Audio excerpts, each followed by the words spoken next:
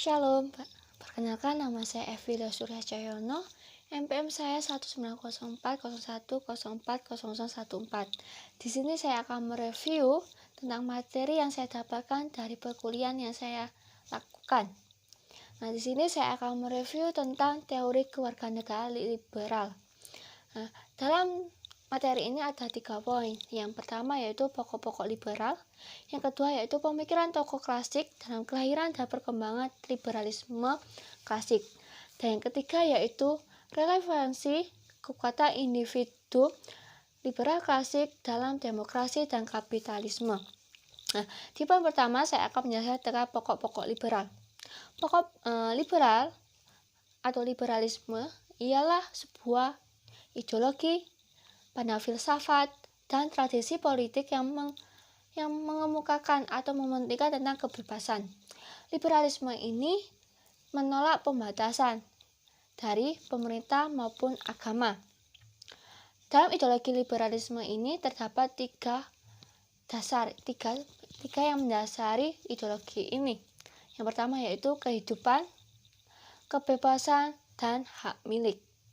Nilai-nilai yang terkandung dalam tiga hal dasar ini yaitu pertama, kesempatan yang sama.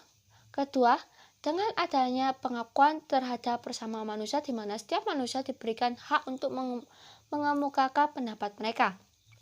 Yang ketiga yaitu pemerintah harus mendapat persetujuan dari yang diperintah. Yang keempat, berjalannya hukum. Yang kelima, yang menjadi pemusata kepentingan adalah individu. Yang keenam yaitu negara hanyalah sebagai alat. Yang ketujuh, dalam liberalisme tidak dapat menerima dogmatisme. Nah, selanjutnya kita akan ke poin kedua, yaitu tentang pemikiran tokoh klasik dalam kelahiran dan perkembangan liberalisme klasik. Nah, dalam poin ini terdapat 3 tokoh klasik, yaitu John Locke, Hobbes, dan Adam Smith. Nah, John Locke dan Hobbes ini memiliki pandangan yang sama. Mereka sama-sama berpikir bahwa konsep negara berasal dari alamiah.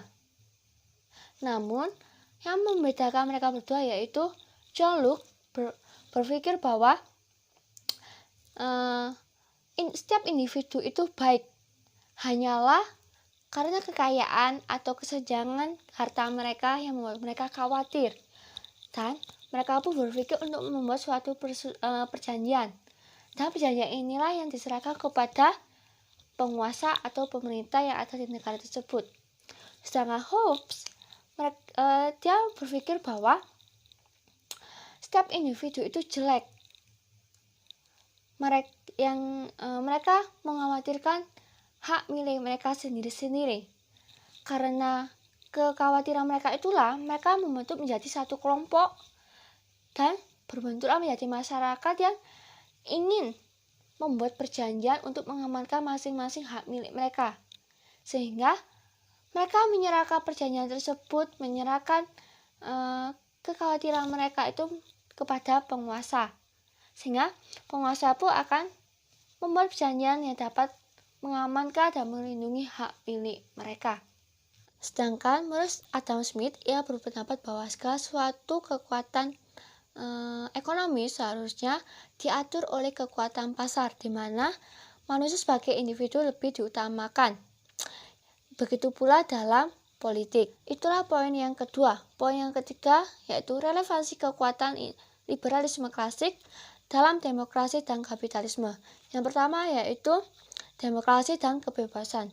Dalam hal ini, demokrasi berdasarkan nilai kebebasan. Kebebasan yang berdasarkan demokrasi haruslah yang positif, bertanggung jawab, dan kebebasan yang tidak anarkis. Nah, yang kedua yaitu kapitalisme dan kebebasan. Kebebasan dilandasi ekonomi menjadi tujuan yang utama. Kebebasan di bidang ekonomi salah satu cara yang dapat dilakukan untuk mencapai kebebasan politik. Nah, selama kebebasan untuk mengadakan sistem transaksi secara efektif, maka Ciri pokok dari usaha untuk mengatur aktivitas ekonomi melalui sistem pasaran adalah bahwa ia mencegah campur tangan orang lain dari orang yang lain. Jadi, terbukti bahwa kapitalisme adalah salah satu perwujudan dari kerangka pemikiran liberalisme. Nah, itulah poin-poin yang dapat saya sampaikan dalam materi ini. Semoga materi ini dapat membuahkan hasil yang baik buat kita, bisa menambah wawasan kita dan informasi kita tentang liberalisme. Saya cukup sekian, terima kasih dan shalom.